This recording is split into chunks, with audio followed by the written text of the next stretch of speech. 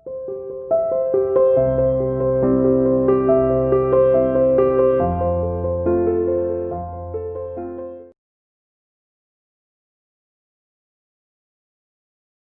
students, how are you? You are welcome to CR International Online Classes. आज का Hindi medium में assignment number 59, English के अंदर assignment number 42। Topic आपका है contribution of Arab, lesson number 7। आपका लेसन 6 जो है कंप्लीट हो चुका है, लेसन 7 स्टार्ट हो गया है। लेसन 7 के 3 टॉपिक आपके सामने अभी कराए जाएंगे। ये जो हेडिंग है कंट्रीब्यूशन ऑफ अरब, अरब लोगों का क्या क्या योगदान रहा, ये हम कल्चर वाइज इसके अंदर जानेंगे। सबसे पहले जो है कंट्रीब्यूशन ऑफ अरब, देखिए किन किन क्षेत्रों में अरब लोगों का बहुत बड़ा योगदान रहा। वैसे यूरोपीय समुदाय के जेहन में अरब लोगों को बहुत ही सम्मानित नज़रों से देखा जाता था। उनके द्वारा चिकित्सा के क्षेत्र में, खगोल शास्त्र के क्षेत्र में जो उपलब्धियां दर्ज की गई थी, तो अरब लोगों के द्वारा इतनी ज़्यादा उपलब्धियां रखने की वजह से ही यूरोपीय समुदाय उनकी इज्जत और मान सम्मान उनको प्रदान करता था। इसके अलावा अरब शासक बहुत ही इंटरेस्टेड होते थे। दूसरी भाषाओं के अंदर अगर कोई मैटर उन्हें अवेलेबल होता है तो उसको ट्रांसलेट करा करके विभिन्न भाषाओं के अंदर उसको ट्रांसलेशन करा लेते थे। जैसे कि यूनानी भाषा में उन्हें कोई अवेलेबल होता है तो अरबी भाषा में उसको ट्रांसलेट करा लिया, और अरबी में भाषा में है तो उसको दूसरी भाषाओं के अंदर ट्रांसलेट करा दिया। तो इस तरीके से एक डायरेक्टली एक लिंक बन जाता था। यूरोपीय समुदाय के लोगों को भाषाएँ पढ़ने का, दूसरी भाषाओं को जानने का, दूसरी भाषाओं के अंदर लिखे हुए मैटर को जानने का इनको मौका मिल गया। जैसे कि यूनानी विद्वानों की बात की जाए, 3 विद्वान बहुत ज़्यादा फेमस रहे हैं, जैसे प्लेटो है, अरस्तु है, सुकरात है। तीनों विद्वानों की रचनाओं को यूरोपीय लोगों के द्वारा पढ़ा गया, अरब लोगों के द्वारा पढ़ा गया, बाकी सारी दुनिया भी उनको पढ़ती है। तो अगर इन विद्वानों की रचनाओं को ना पढ़ा जाता या उनकी रचनाएं किसी भी तरीके से वंचित रह जाती, कोई दूसरे समुदाय तक नहीं पहुंचती, तो ये समझिए कि पॉलिटिकल का, स्टेट का, गवर्नमेंट का एक बहुत बड़ा मतलब एक प्रभाग वंचित रह जाता। उसके बारे में जानना, वो चीज़ वंचित रह जाती। जितना डिटेल्ड मैनर इन लोगों ने सारी दुनिया के सामने रखा है, उतनी नॉलेज बाकी किसी अन्य पुस्तक के अंदर नहीं मिलती है। जैसे कि अरस्तु है, उसको राजनीति का एक बहुत बड़ा विद्वान माना जाता है, एक तरह से फादर ऑफ पॉलिटिक्स हम उसको बोल सकते हैं। In 14th century translated epics of Plato and Aristotle, 14वीं सदी के अंदर अरब शासकों के द्वारा प्लेटो और अरस्तु नाम के विद्वानों के द्वारा जो यूनानी भाषा के अंदर लिखा हुआ मैटर था, उस मैटर को दूसरी भाषाओं के अंदर ट्रांसलेट करवाया गया। Some European scholars read Greek in Arabic translation, कुछ यूरोपीय विद्वानों ने भी यूनानी भाषा के अंदर अरबी ट्रांसलेशन को पढ़ा, यानी अरब लोगों के द्वारा जो ट्रांसलेट करा करके उनको मैटर अवेलेबल कराया गया उस चीज़ को पढ़ा। इससे भी काफ़ी जानकारी वहाँ तक पहुँची। मान लीजिए मध्य एशिया के अंदर कोई ऐसा विद्वान है जो चिकित्सा के क्षेत्र में बहुत अच्छा जानता है, उस पर बुक्स लिखता है, या फिर कोई ऐसा व्यक्ति है जो खगोल शास्त्र के विषय में बहुत अच्छा जानता है, बुक्स लिखता है, तो अब मान लीजिए वो अरबी भाषा में लिखता है और दूसरे क्षेत्र के लोग उसको पढ़ना चाहते हैं, मान लीजिए यूरोपियंस पढ़ना चाहते हैं, तो उनको अपनी भाषा के अंदर उसको ट्रांसलेट करना ही पड़ेगा। ट्रांसलेशन अगर अवेलेबल है तो वो उसको पढ़ लेते हैं, उनके लिए सुविधा हो जाती है। टॉलमी का अलमजेस्ट, ये टॉलमी एक विद्वान हुए हैं, उन्होंने खगोल शास्त्र से संबंधित एक ग्रंथ लिखा था जिसे अलमजेस्ट का नाम दिया जाता है। खगोलीय पिंडों की रचना, खगोलीय पिंडों की गति, इस तरह की बातों पर उन्होंने डिटेल्ड जानकारी अवेलेबल कराई है। इसके बाद इब्न सीना अरब फिजिशियंस, एक अरब चिकित्सक था, डॉक्टर था, ये अरब फिलोसफर ऑफ बुखारा और एक दार्शनिक भी था। ये बुखारा से बिलोंग करता था, बुखारा नामक क्षेत्र से बिलोंग करता था। 2 इसके व्यवसाय थे, ये डॉक्टरी का काम भी करता था, दार्शनिक भी था। इसके बाद अल राजी क्या काम करते थे? ऑथर ऑफ मेडिकल एनसाइक्लोपीडिया, इसने चिकित्सा के क्षेत्र में एनसाइक्लोपीडिया लिखा, यानी बहुत बड़े विद्वान थे चिकित्सा के। इन्होंने एक पूरी कंप्लीट मेडिकल पे एनसाइक्लोपीडिया लिख के दिखाई। और इब्न रुशद ने क्या किया, resolve the tension of religious beliefs, धार्मिक विश्वास से संबंधित मुद्दे, तनावपूर्ण मुद्दों को सुलझाने का प्रयास किया। इसके बाद टॉपिक नंबर 2 स्टार्ट होता है, first printed books and importance of printing books. इसके अंदर ये बताया गया कि शुरुआत के अंदर पुस्तकों की छपाई कब और कहाँ से स्टार्ट हुई। वैसे तो छपाई की जो टेक्निक थी चाइनीज़ और मंगोल लोगों के पास अवेलेबल थी। अगर हम शुरुआत की बात करें तो चाइनीज़ लोगों ने इसका आविष्कार किया। चाइना से ये मंगोल लोगों तक पहुंची क्योंकि चंगेज़ खान ने अपने शासनकाल के दौरान इस टेक्निक को अपने साथ वो ले गया। मंगोल लोगों का व्यापार दूर दूर तक होता था, खासतौर पे यूरोप में भी था, तो यूरोप के लोगों तक मंगोल लोगों के थ्रू ये टेक्निक चली गई और यूरोप से कंप्लीट, क्योंकि पूरा वर्ल्ड जुड़ा हुआ है यूरोपीय महाद्वीप से, तो इस तरीके से ये जो टेक्निक है प्रिंटिंग टेक्निक वो दूसरे क्षेत्रों में, या लेखन कला जो हम बात करें या कागज़ का जो आविष्कार है वो भी, ये भी इसी तरीके से विस्तारित होता चला गया।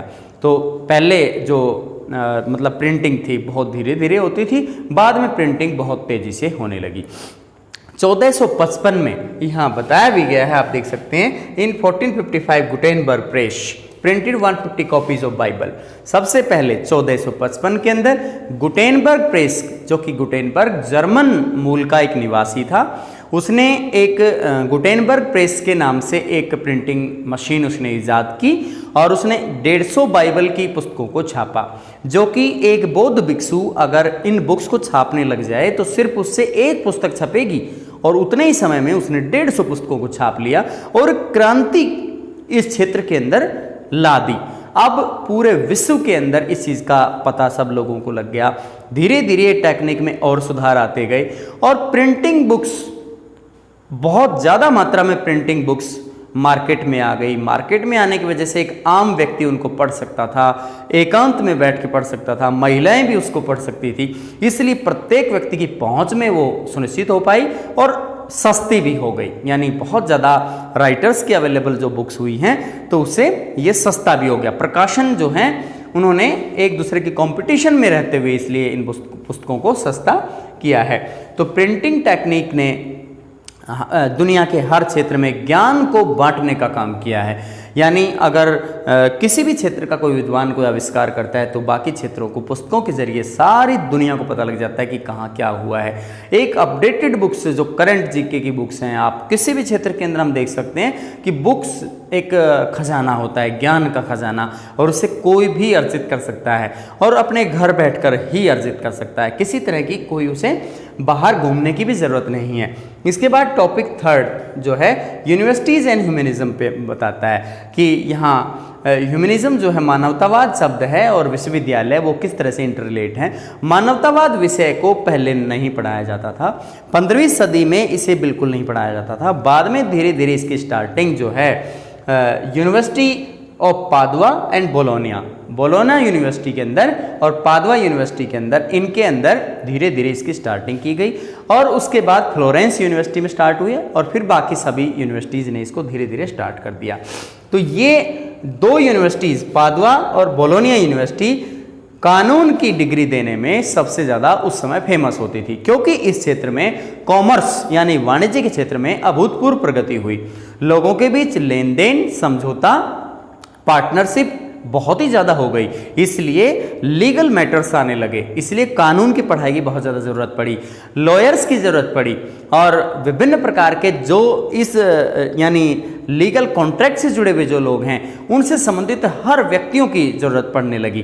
तो इस तरीके से इससे रिलेटेड जो कोर्स थे वो बहुत ज़्यादा प्रसिद्ध हुए और वहाँ पे बहुत ज़्यादा मात्रा में लोग लॉ की डिग्री को प्राप्त करने लगे। और फेमस जो यूनिवर्सिटीज़ हैं पादुआ और बोलोनिया यूनिवर्सिटी, इनके बारे में बता चुका हूँ। फ्लोरेंस भी इसमें ऐड हो जाता है। इसमें जो ह्यूमैनिटिज्म शब्द है, मानवतावाद शब्द है, इसको पहले व्याकरण और इतिहास पढ़ाने वाले टीचर्स के रूप में मतलब ये माना जाता था कि उनका विषय इससे रिलेटेड है मानवतावाद का। लेकिन मानवतावाद विषय बहुत ही ज़्यादा व्यापक है। एक मानव को मानव होने के या जन्म लेने के बाद उसके मानव होने के दौरान उसको प्रतिष्ठा प्राप्त होनी चाहिए, मान सम्मान उसे मिलना चाहिए। अगर उसका अपमान किया जाता है, उसको पशुओं जैसा उसका बिहेव किया जाता है, तो वो क्या हो रहा है उसके साथ, वो मानवतावाद की अवहेलना हो रही है और ऐसा किसी भी क्षेत्र में बर्दाश्त नहीं होता है। अब ह्यूमन राइट्स डे आपने सुना होगा, मानवाधिकार दिवस 10 दिसंबर के रूप में मनाया जाता है। तो ये जो मानवाधिकार दिवस है वो मानवतावाद विषय से ही रिलेटेड है। आज पूरे वर्ल्ड में अगर कहीं भी मानवाधिकारों का उल्लंघन होता है, जैसे कि हमारे जम्मू और कश्मीर के अंदर इस तरह की शिकायतें दूसरे देशों के द्वारा लगाई जाती हैं, और असल में जैसे पाकिस्तान है, हमारे जो पीओके का क्षेत्र है उसके अंदर बसने वाले हिंदुओं पर अत्याचार करता है, या फिर उइगर मुसलमानों पर चाइना अत्याचार करता है, हांगकांग पर अत्याचार करता है, वहाँ की बातों को कोई भी मतलब प्लेटफॉर्म पे, वर्ल्ड प्लेटफॉर्म पे नहीं लाता है, लेकिन हमारे यहाँ की बातों को ले आते हैं क्योंकि यहाँ का मीडिया ज़्यादा स्वतंत्रता प्राप्त है। हमारे देश की जो स्वतंत्रता का गलत इस्तेमाल यहाँ पे किया जा रहा है। तो सबसे पहले एक निबंधकार हुए हैं जिसका नाम सिसरो था, और इन्होंने सबसे पहले ह्यूमैनिटाज शब्द का इस्तेमाल किया। ह्यूमैनिटाज शब्द लैटिन भाषा के शब्द ह्यूमैनिटीज से निकला है, और ये भी मानवता का ही के बारे में ही हमें बताता है। मानवतावाद इतना ज़्यादा महत्वपूर्ण विषय था, इसीलिए इसको स्टार्ट किया गया।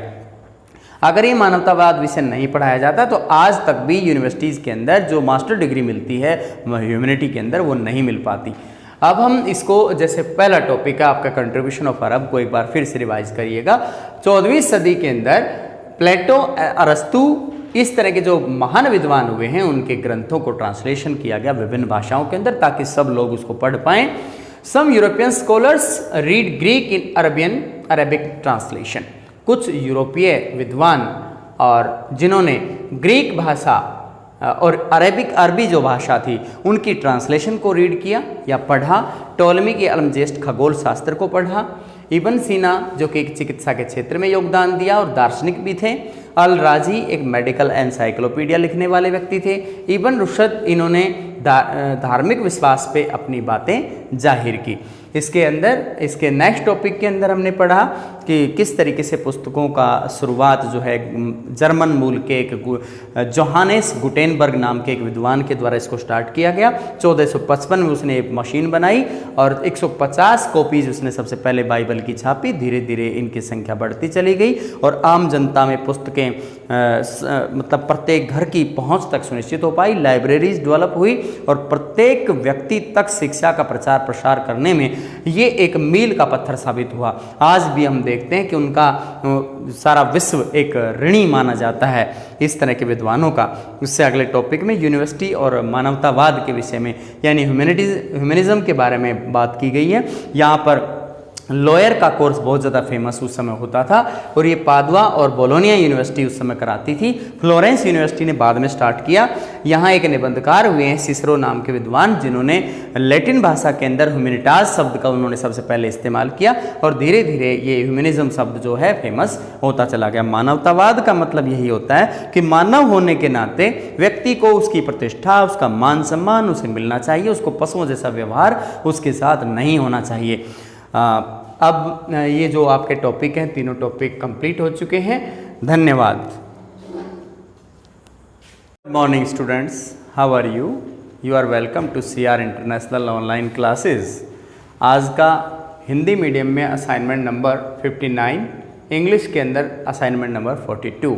टॉपिक आपका है contribution of Arab, lesson number 7। आपका लेसन 6 जो है कंप्लीट हो चुका है, लेसन 7 स्टार्ट हो गया है। लेसन 7 के 3 टॉपिक आपके सामने अभी कराए जाएंगे। ये जो हेडिंग है कंट्रीब्यूशन ऑफ अरब, अरब लोगों का क्या क्या योगदान रहा, ये हम कल्चर वाइज इसके अंदर जानेंगे। सबसे पहले जो है कंट्रीब्यूशन ऑफ अरब, देखिए किन किन क्षेत्रों में अरब लोगों का बहुत बड़ा योगदान रहा। वैसे यूरोपीय समुदाय के जेहन में अरब लोगों को बहुत ही सम्मानित नज़रों से देखा जाता था।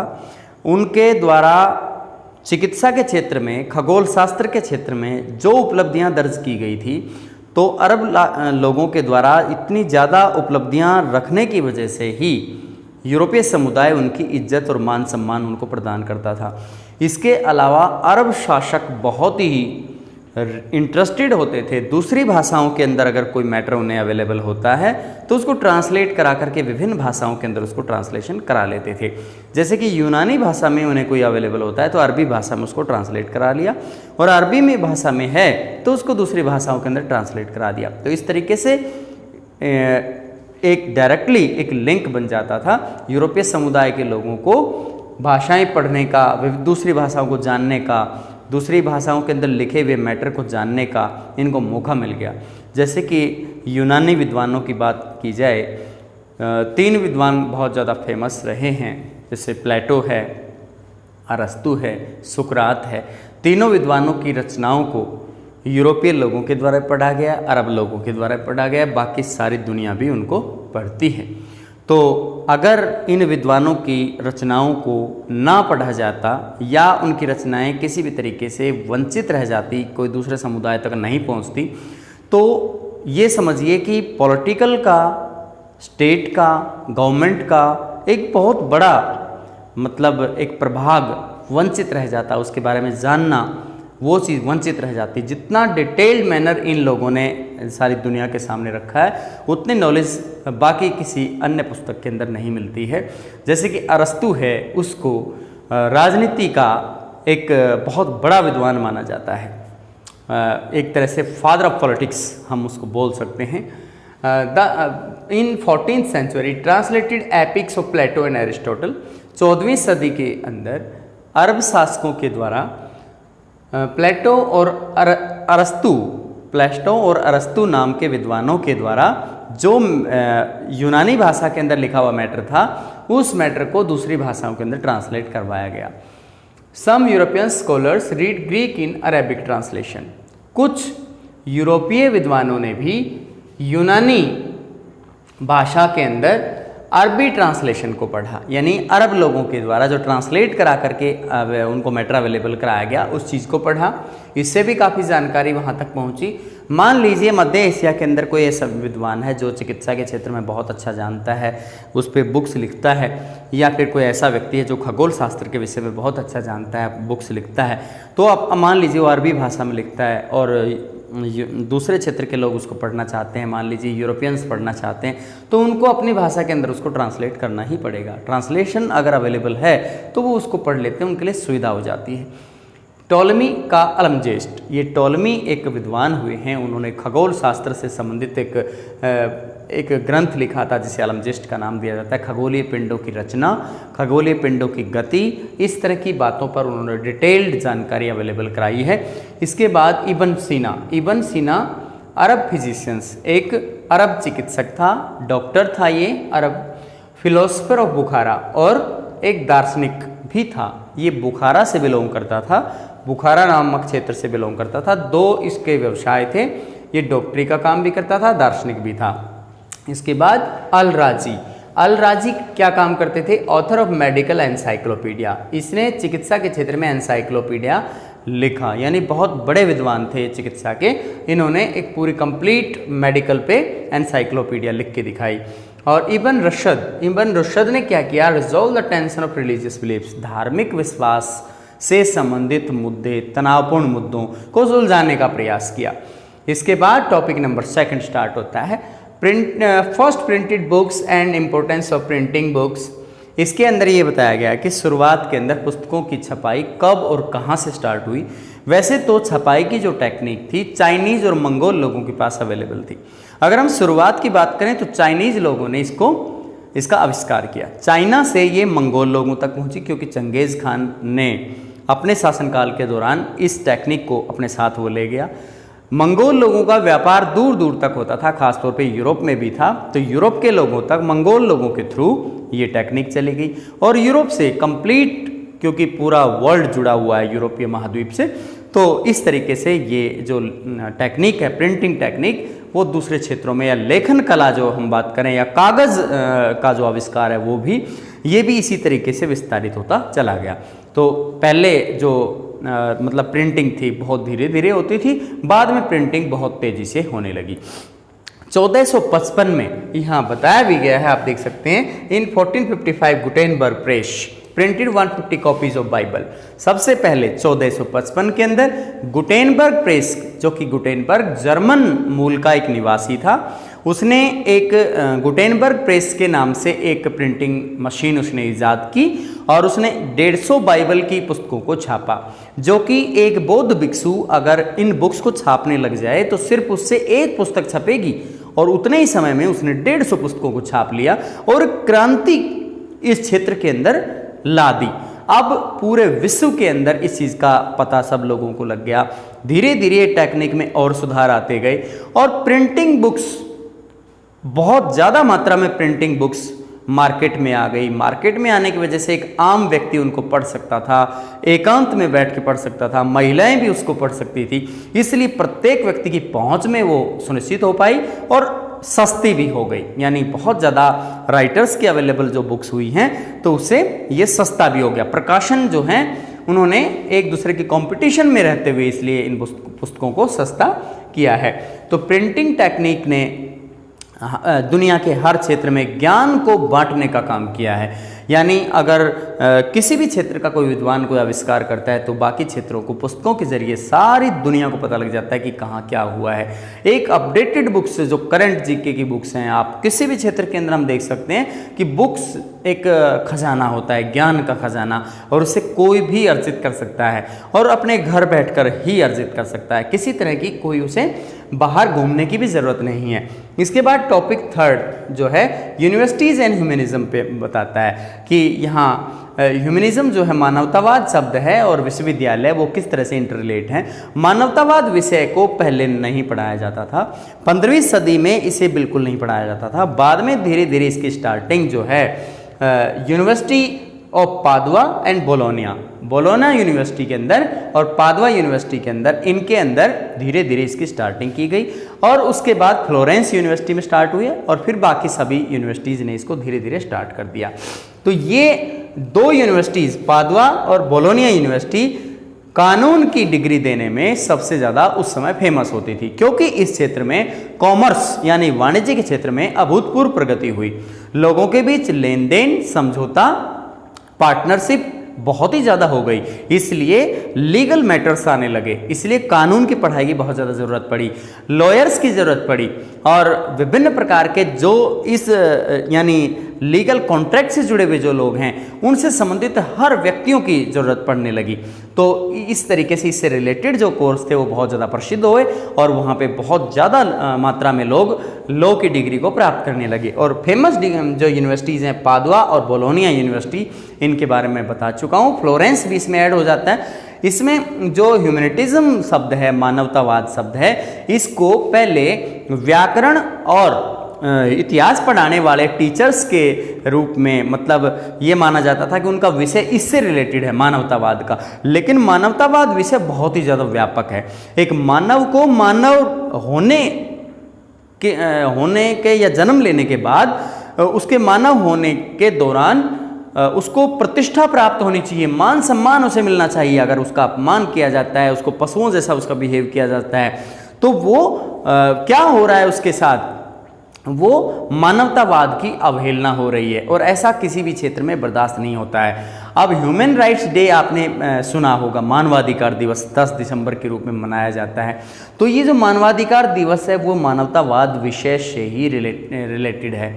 आज पूरे वर्ल्ड में अगर कहीं भी मानवाधिकारों का उल्लंघन होता है, जैसे कि हमारे जम्मू और कश्मीर के अंदर इस तरह की शिकायतें दूसरे देशों के द्वारा लगाई जाती हैं और असल में जैसे पाकिस्तान है, हमारे जो POK का क्षेत्र है उसके अंदर बसने वाले हिंदुओं पर अत्याचार करता है, या फिर उइगर मुसलमानों पर चाइना अत्याचार करता है, हांगकांग पर अत्याचार करता है, वहाँ की बातों को कोई भी मतलब प्लेटफॉर्म पे, वर्ल्ड प्लेटफॉर्म पे नहीं लाता है, लेकिन हमारे यहाँ की बातों को ले आते हैं क्योंकि यहाँ का मीडिया ज़्यादा स्वतंत्रता प्राप्त है।